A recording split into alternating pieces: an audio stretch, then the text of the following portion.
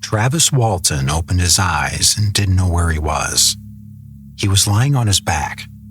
The room around him was bright, but it didn't feel like daylight. It was quiet in a way that made every movement feel too loud. He tried to sit up. His body hurt. His head felt heavy. For a moment, he thought he might be in a hospital. Then he saw them. There were figures near him. They were close enough that he could make out their heads, their eyes, and the way they stood around him. Travis stared at them, trying to force the scene into something that made sense. It didn't. He then pushed himself up harder. The figures moved. Travis panicked. He swung at the closest one and forced himself off the surface beneath him.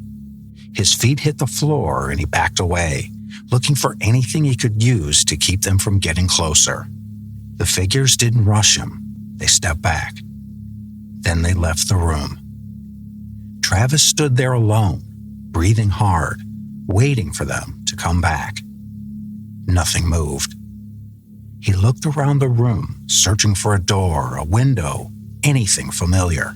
There was a way out, but it didn't lead outside. By the time Travis Walton was found, the first part of the story was already difficult enough. A logging crew had come out of the Arizona woods without him. 6 men said they'd seen a light near the road, watched Travis walk toward it, and then watched something strike him before they fled. For nearly 5 days, searchers looked for him. His family waited. Law enforcement questioned the men who came back. Then Travis called from a phone booth. He was alive. That should have made the story simpler. A missing man had come back. But Travis didn't return with an ordinary explanation. He returned with an account of waking somewhere he didn't recognize, surrounded by figures he couldn't understand. The search was over. The missing time was not.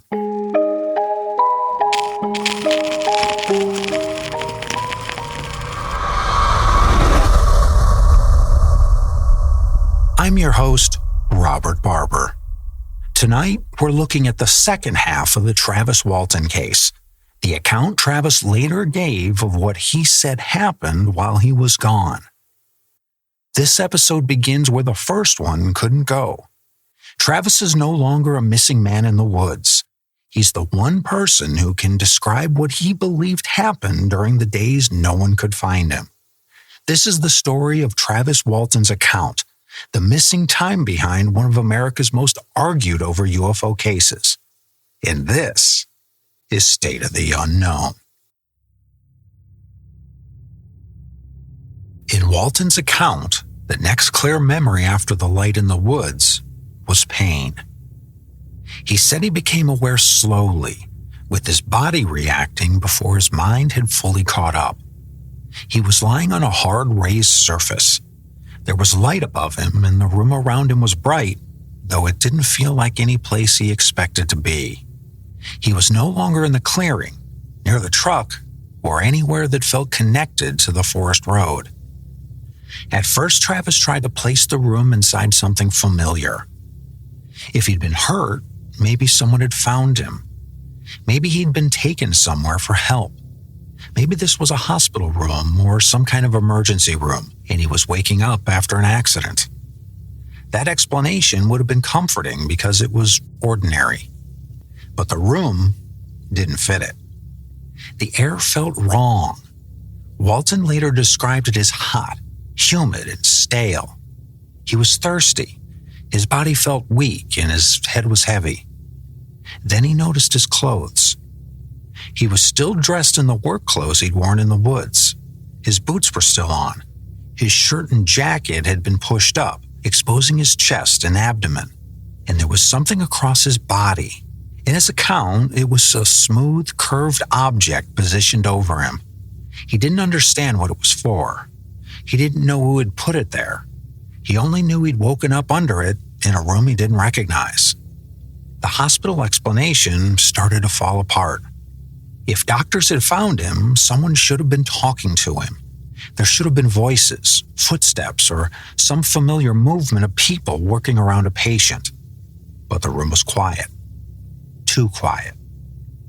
And as Travis became more awake, the situation became harder to force into anything normal. He was alive. He was conscious. But he was somewhere he didn't understand, and no one had told him why. The figures were already around him. At first, Walton said he tried to understand them as medical workers. That was the easiest explanation available. If he was injured and if he was lying on a raised surface in a bright room, then the figures near him had to be doctors or nurses. His mind reached for that answer. Then his vision cleared, and in Walton's account, the hospital idea broke. The figures didn't look like doctors. They didn't look like anyone he expected to see leaning over him. They were short, pale, and close. Their heads seemed too large for their bodies, and their eyes were large enough that Travis couldn't make the scene fit the world he knew. He later described 3 beings around him.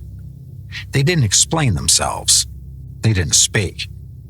If someone had said anything, even something he couldn't understand, there would have been a voice in the room, a command, a warning, some sign that the figures wanted something from him.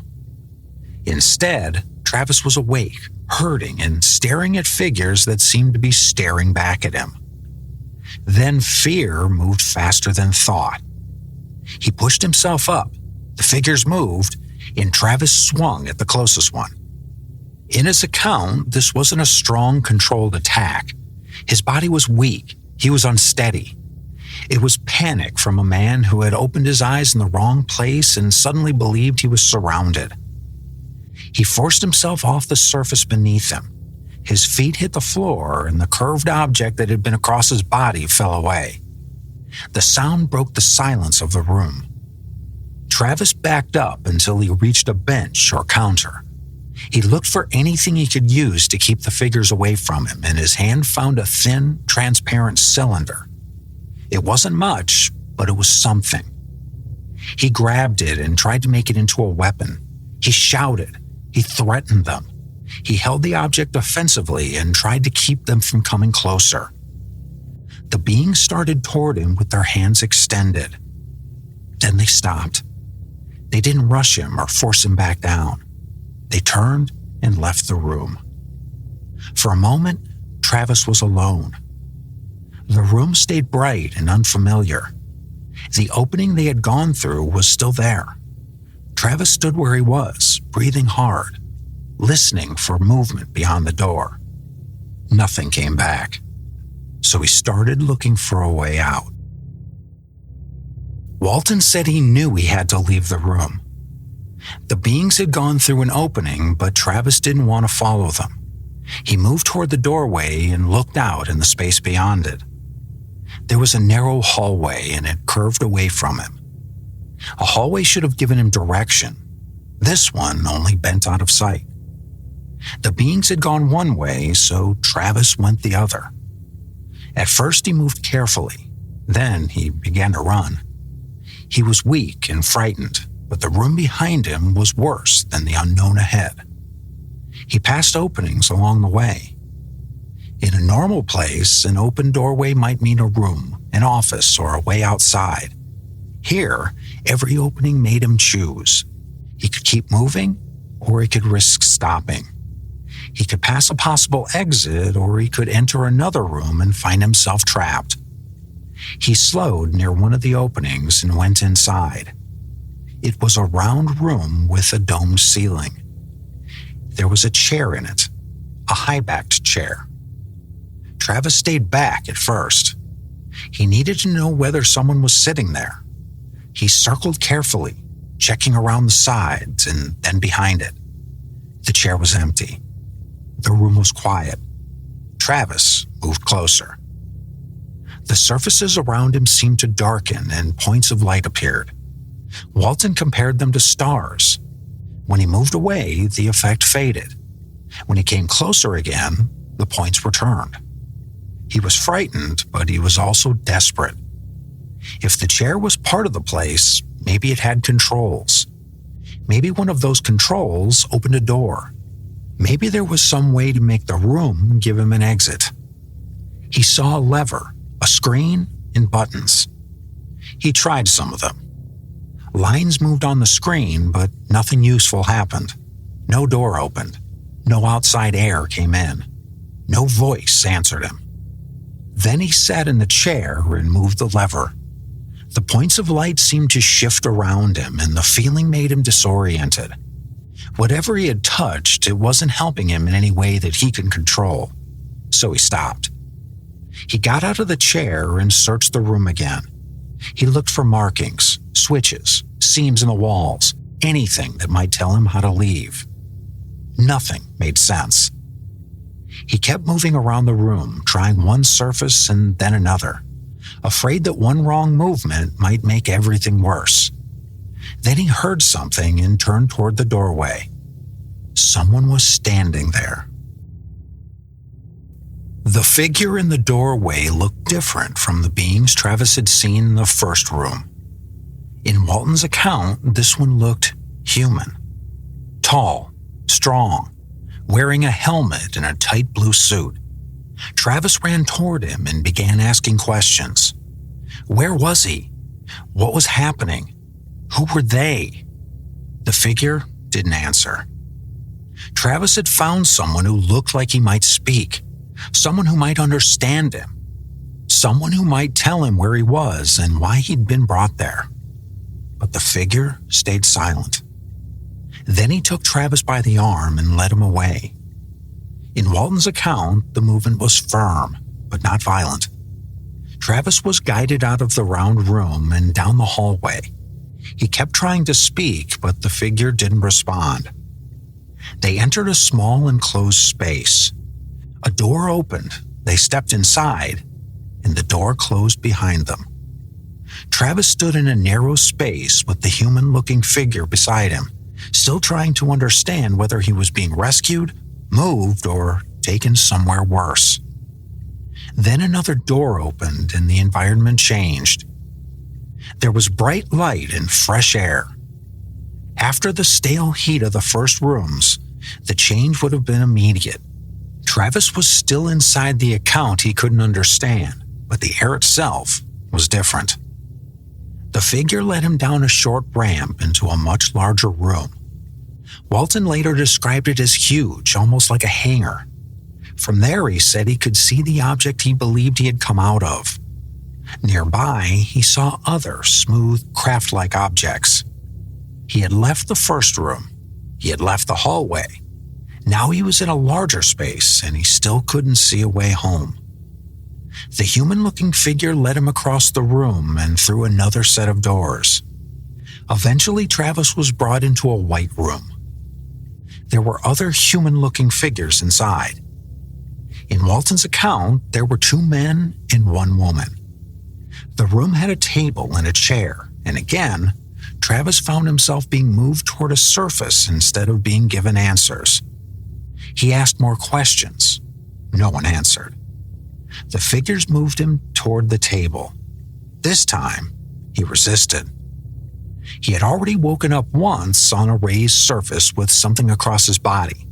He had already come awake surrounded by beings he didn't understand. Now he was being moved toward another table in another room, and he still had no explanation. The figures pushed him back. A mask-like object was placed over his mouth and nose. Travis tried to fight it, but his strength began to leave him. The room faded. Everything went gray, then black. The next thing Travis remembered, he was outside. In Walton's account, he woke up on cold pavement west of Heber. He was lying on his stomach with his head on his forearm, and the cold air helped bring him back to consciousness. The first room had been hot and stale. This was night air. This was pavement. This was the real world pressing against his body. He lifted his head. Nearby, he saw a light go out beneath a curved, gleaming surface. He wasn't sure whether he had seen a light shut off or some kind of opening close. Then he saw a rounded, silvery disc hovering above the road. the object rose. Walton said it moved upwards silently. There was motion, a rush of air, and then it was gone. Travis was left on the road. He got to his feet unsteadily in the night air. He was still wearing the exact same clothes he'd gone into the woods with 5 days earlier. His heavy work jacket, his denim shirt, his boots. They were dirty, but they were real. A sudden anchor back to the life he knew. His body was weak, and he was trying to recognize where he was. Then the place began to make sense.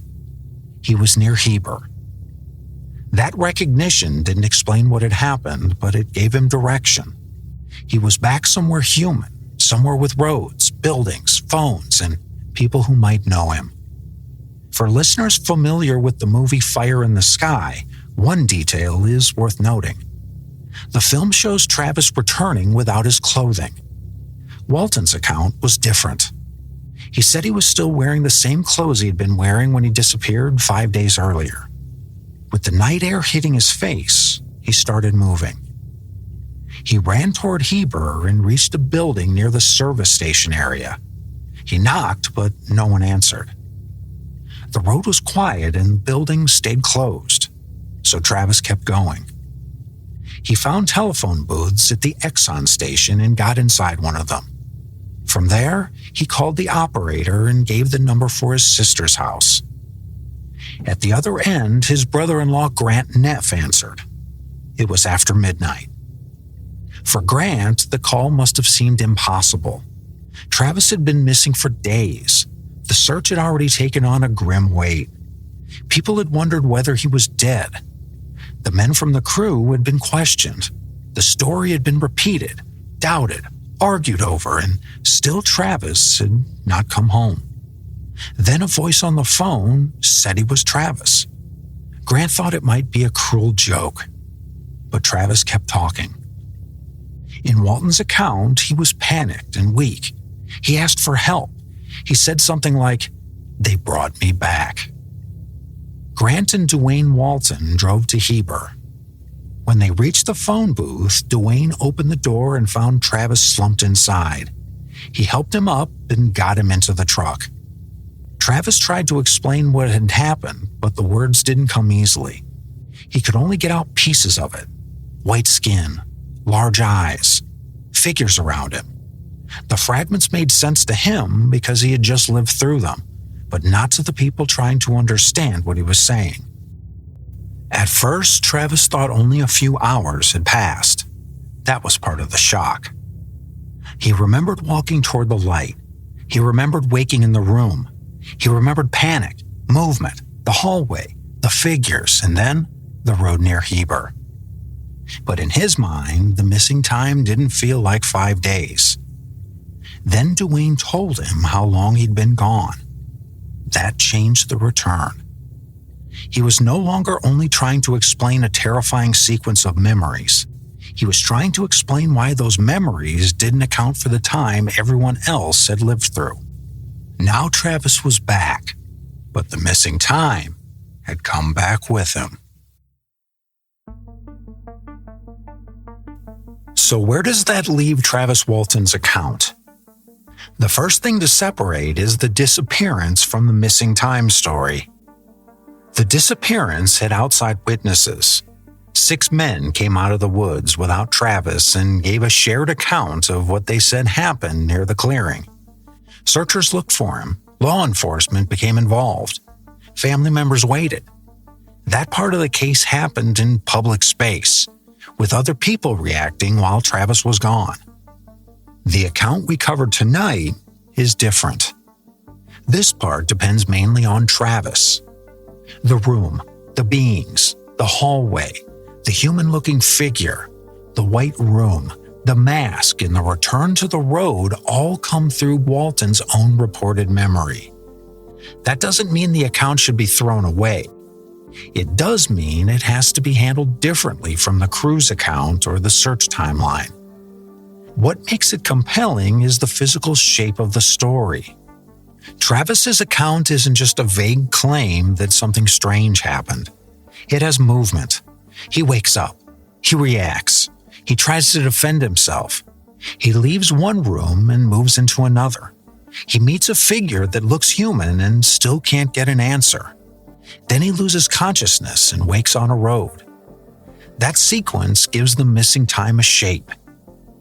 What weakens the case is also clear. The most extraordinary details can't be independently checked. There's no outside witness inside the room with Travis. There's no confirmed record of the beings, the controls, or the larger space. The account comes from what Walton later said he remembered. That matters because memory, especially after fear and confusion, is not the same thing as a record. A person can be sincere and still have memories shaped by fear, by time, and later retelling. That's not an accusation. It's part of the problem when a case depends on one person's memory of an extraordinary event. The medical and physical aftermath also has to be handled carefully. There are reports about Travis's condition after he returned, and some later discussion about possible marks or physical effects. Those details are part of the case, and they shape the way people talked about it, but they don't independently verify the onboard account. The polygraphs are another piece people often reach for. A polygraph is a test that measures physical responses while someone answers questions. It's often called a lie detector, but the name makes it sound more certain than it is. A polygraph doesn't read a person's mind. It doesn't prove what happened in the woods, and it doesn't prove what happened during the missing time. Supporters point to those tests because they suggest the crew was not simply inventing a murder cover-up. Skeptics challenge the meaning of the results and the way they've been used in public arguments. The tests became part of the case's reputation, but they don't solve the central question. The cleanest skeptical reading is that the disappearance and return were part of a hoax or a staged event.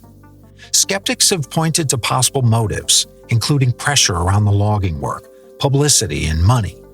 Those ideas became part of the public debate because the story was so extraordinary, and because the timing created suspicion from the beginning. But a motive theory is not proof. It gives skeptics a framework. It does not, by itself, explain why the men stayed with the story that put them under suspicion, why Travis returned in the condition described, or why the account continued to follow him for decades. There's also the question of what happened once the story entered popular culture. The 1993 movie made the Travis Walton case much more widely known, but it shouldn't be treated as a source for what happened. It dramatized and reshaped the account for film. For many people, the movie became the version they remembered, even when it didn't match Walton's own reported experience. That leaves two versions in public memory. There's the reported case, the crew, the missing days, Travis's account, and the investigation around it. Then there's the cultural version, the images people remember, the fear they associate with the story, and the way the case became part of American UFO folklore. Those versions overlap, but they are not the same. What the second half of the Walton story leaves us with is a man's reported memory of the missing time, a return that deepened the mystery instead of closing it, and a public argument that has never really stopped.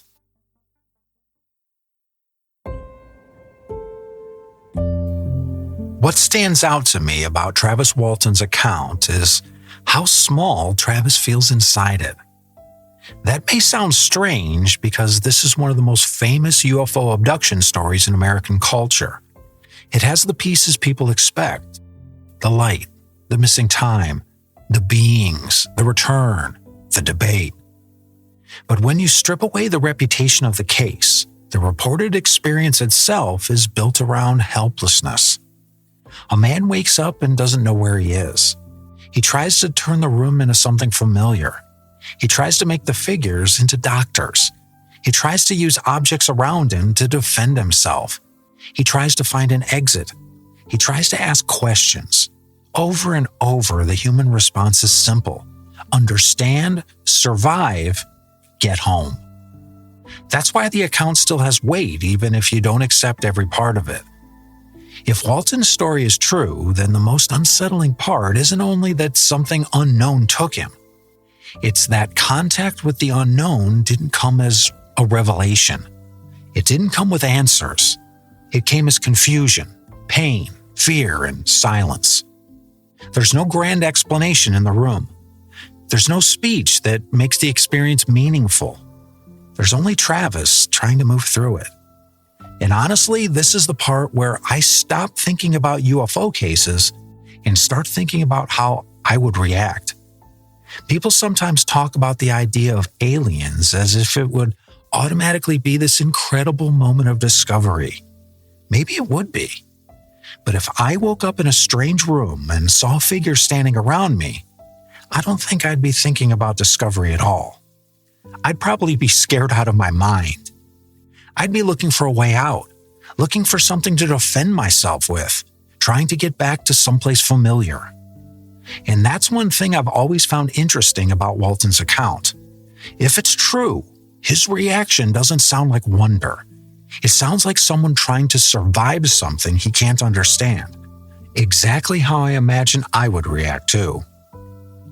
And if the story is not true, then it tells us something about how powerful a missing person case can become once it's tied to a story people can't easily accept. A man disappears. He returns. The explanation he gives is so strange that it becomes larger than the person giving it. That's the human consequence. Travis Walton didn't just come back from 5 missing days. He came back into a life where those 5 days would be questioned, defended, dramatized, doubted, and remembered by strangers. The case lasted because it sits in a difficult place. There are too many people involved to make it feel like a simple private fantasy. There are too many unverified details to make it feel settled. And there is too much human pressure around the disappearance to dismiss it as just another strange story. For me, the heart of the Travis Walton case is not whether the listener can solve it. It's the image of return without resolution. A man in a phone booth after midnight. A family member opening the door. A voice trying to explain 5 missing days with fragments of a place no one else could see. The disappearance ended. The uncertainty came home with him. This has been State of the Unknown. The Travis Walton account remains one of those stories where the return doesn't make the case easier. It makes it harder. Maybe Travis Walton woke somewhere no human being was ever meant to wake. Maybe memory, fear, and circumstance created a story that became too powerful to escape. What remains is the image Travis carried back. A bright room, silent figures, a search for a way out, and a phone booth on a quiet Arizona road after midnight. If you've been enjoying these stories, leaving a rating or review in your podcast app really does help more people find the show. On Spotify, it's just a tap of the stars. On Apple Podcasts, you can even leave a short written review. And thank you to everyone who's been leaving comments and reviews lately. I read them all, and hearing what stood out to you, what questions you had, or what theories you're considering is one of my favorite parts of doing this show. If you want to make sure you don't miss the next story, just hit follow or subscribe in your podcast app so it shows up automatically when it drops. Until next time, stay curious. And who knows, maybe the next light over the road is only a passing car. Or maybe someone is being brought back.